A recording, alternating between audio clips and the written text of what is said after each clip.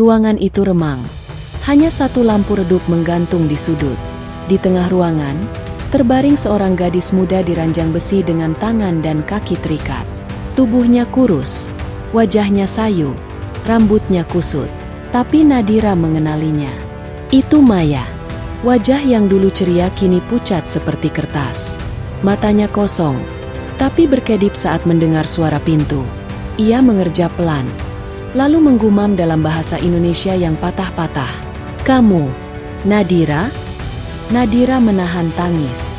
Ia mendekat, menyentuh tangan Maya yang dingin dan penuh bekas suntikan. "Aku di sini.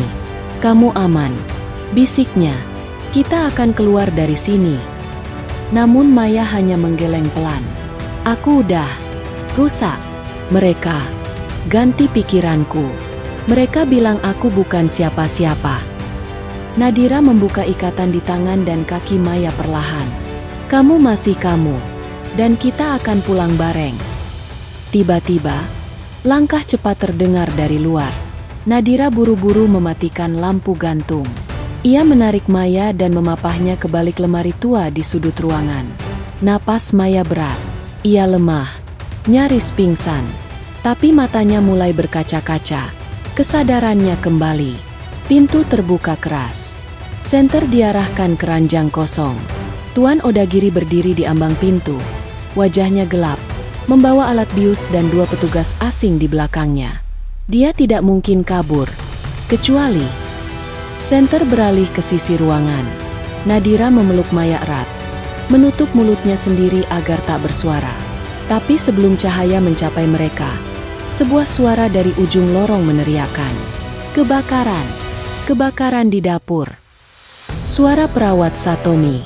Tuan Odagiri mengumpat dan buru-buru keluar ruangan bersama anak buahnya. Kesempatan itu tak akan datang dua kali. Nadira menarik Maya keluar. Mereka menelusuri lorong belakang, lalu masuk ke ruangan penyimpanan linen. Di belakang tumpukan handuk, ada pintu kecil, jalan menuju lorong bawah tanah yang tadi malam Nadira jelajahi. Mereka masuk, gelap, lembab, tapi lebih aman daripada di atas.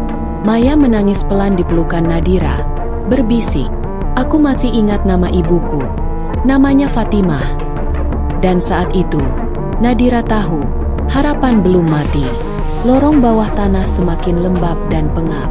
Dinding batu berlumut dan udara penuh debu menyesakkan dada. Nadira menggandeng Maya yang mulai melemah. Kakinya gemetar, tubuhnya panas, demam tinggi. Tapi mereka harus terus berjalan. Tak ada pilihan lain. Di ujung lorong, Nadira menemukan pintu besi besar berkarat dengan roda pemutar seperti di film-film penjara. Ia mencoba memutar gagangnya. Keras, terkunci. Ia menyisir sisi dinding, mencari apapun yang bisa membantu. Di lantai, terselip papan kayu kecil dengan tulisan tangan samar. "Pintu darurat, buka dari luar." Nadira mengumpat dalam hati. Jalan ini hanya bisa dibuka dari sisi luar gedung. Lalu bagaimana?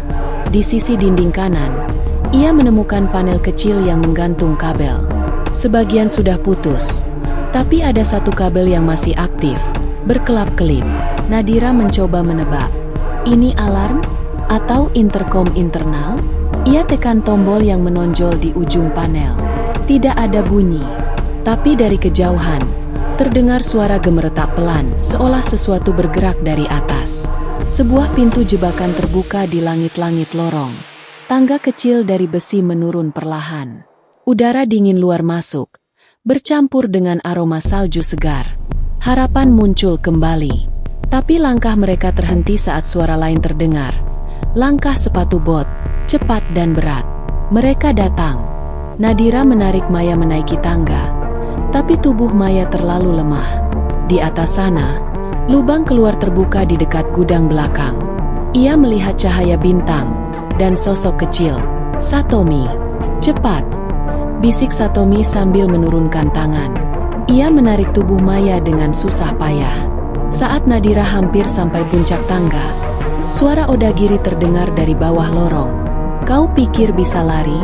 Mereka semua mencoba. Tak satu pun berhasil. Dor! Tembakan meledak.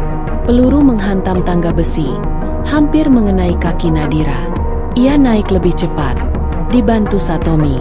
Begitu mereka bertiga berhasil keluar dari lubang darurat itu, Satomi menutup pintu besi dengan cepat, mengunci dari luar. Mereka berada di luar, area belakang rumah perawatan, dekat pagar kawat berduri yang menghadap hutan kecil. Napas Nadira terengah. Satomi menyerahkan satu benda kecil, ponsel tua. Ada nomor polisi dan GPS. Tapi jangan telepon dari sini. Menara sinyal mereka penuh alat pemutus. "Kenapa kau bantu kami?" tanya Nadira, masih terengah. Satomi menunduk. "Putriku, dulu seperti kalian. Dari Filipina. Mereka membawanya. Aku tidak bisa menyelamatkannya. Tapi aku bisa menyelamatkan kalian." Maya sudah pingsan. Demamnya makin tinggi. Nadira menatap jalan setapak menuju hutan yang gelap. Tak ada pilihan. Mereka harus terus lari. Dan mereka pun berlari, membawa satu harapan kecil. Bahwa kebenaran bisa disuarakan, bahwa Maya bisa pulih, dan bahwa tempat seperti Odagiri Care Home harus dibongkar sampai ke akar. Langkah kaki mereka tenggelam dalam salju yang makin tebal. Maya dipapah oleh Nadira dan Satomi bergantian. Tubuhnya panas seperti bara. Nafasnya berat. Dan kadang-kadang ia menggumamkan kata-kata acak dalam bahasa Indonesia dan Jepang. Ingatan yang belum sepenuhnya pulih, tapi mulai menggeliat. Mereka sudah menembus sekitar 2 km dari area Odagiri Care Home, masuk ke hutan cemara yang sepi. Jam tangan Nadira menunjukkan pukul 3.27 dini hari. Masih 2 jam sebelum langit mulai terang. Suara burung hantu dan gesekan ranting jadi musik latar pelarian mereka. Tiba-tiba, brak. Ranting patah di kejauhan. Satomi berhenti. Ia menarik Nadira untuk berlindung di balik pohon. Dari kejauhan, suara mesin kendaraan terdengar. Lampu sorot menyapu antara batang pohon. Mereka mencarinya. Mobil Odagiri dengan petugas-petugasnya. "Kita harus pisah," bisik Satomi. "Aku bawa Maya ke kuil tua di sebelah barat hutan. Kau pergi ke arah timur. Cari menara ponsel, hubungi polisi. Kalau mereka menangkapku, minimal kau bisa bawa ini keluar." Ia menyerahkan foto Maya, catatan kecil dari ruang bawah tanah, dan ponsel yang sudah ia sembunyikan dalam termos makanan. Nadira menatap wanita tua itu dengan ragu. "Tapi kau sendiri?" Satomi hanya tersenyum tipis. "Aku sudah hidup terlalu lama dengan dosa ini. Biarkan aku menebusnya." Tak sempat berdebat. Suara anjing pelacak terdengar makin dekat. Mereka berpisah. Nadira lari ke timur, menerobos salju dan semak. Napasnya beruap, tubuhnya menggigil. Setelah hampir 1 jam berlari tanpa arah, ia melihat cahaya merah kecil di kejauhan, menara BTS. Ia mendaki bukit kecil menuju menara itu.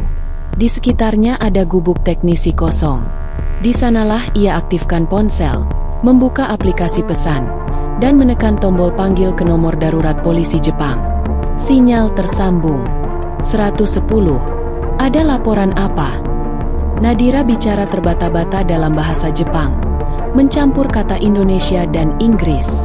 Ia menjelaskan, rumah perawatan di pegunungan Odagiri, eksperimen ilegal, penculikan imigran, korban masih hidup, butuh bantuan.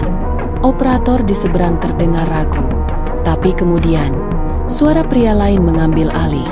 Lebih tegas, "Lokasi Anda terlacak. Kami kirimkan bantuan. Jangan bergerak." Sambungan mati. Nadira menutup ponsel dan jatuh terduduk. Kakinya sudah tak kuat berdiri. Tapi untuk pertama kalinya sejak ia menginjak tanah Jepang, ia merasa lebih dekat dengan pulang. Di kejauhan, ia mendengar helikopter mulai mendekat. Satu sinyal kecil bisa mengubah segalanya. 3 jam kemudian, sinar matahari pertama menembus celah pepohonan hutan Odagiri. Suara helikopter menggetarkan udara pagi, diikuti denting langkah-langkah sepatu para petugas SAR dan kepolisian berseragam lengkap. Nadira dibawa turun dari gubuk dekat menara BTS.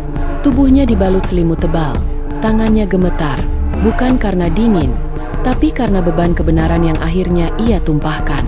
Ia menyerahkan ponsel dan buku catatan kecil ke kepala penyelidik. Di dalamnya, foto Maya saat terikat, diagram ruangan bawah tanah, catatan perawat Satomi tentang eksperimen psikologis yang dilakukan secara diam-diam. Semua dalam bahasa Indonesia, Jepang, dan Inggris. Bukan hanya pelecehan hak asasi manusia, kata salah satu petugas dengan wajah muram. Ini bisa masuk ke pelanggaran kemanusiaan. Tim SAR menyusuri jalur barat hutan seperti yang diarahkan Nadira. 1 jam kemudian, mereka menemukan Satomi, terluka parah karena kehabisan darah setelah terjatuh dari lereng es.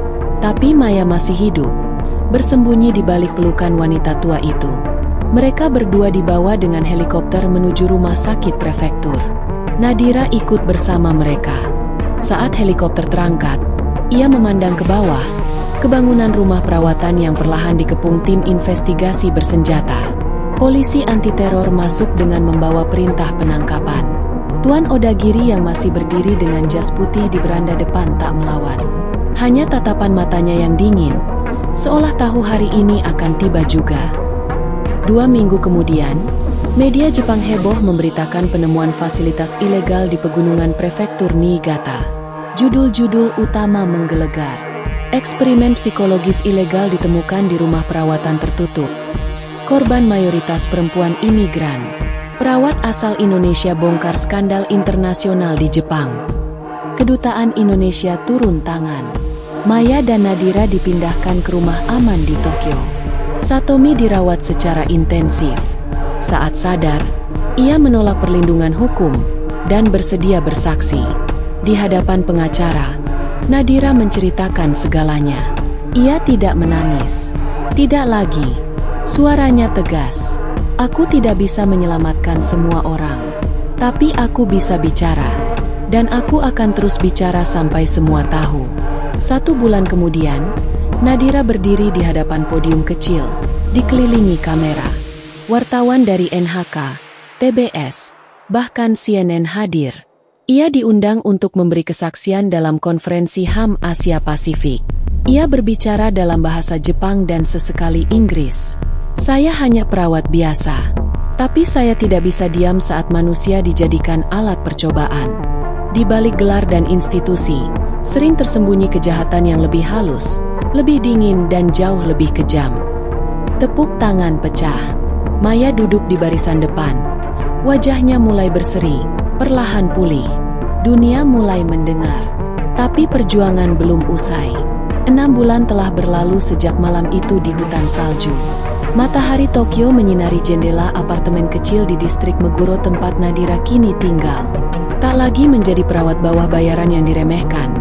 Ia kini bekerja bersama LSM Internasional, membantu para korban perdagangan manusia dan imigran ilegal yang tertindas di berbagai negara. Pagi ini, ia duduk di meja kecil, menyeduh kopi hangat, dan menulis surat, bukan untuk dikirim, tapi untuk dirinya sendiri.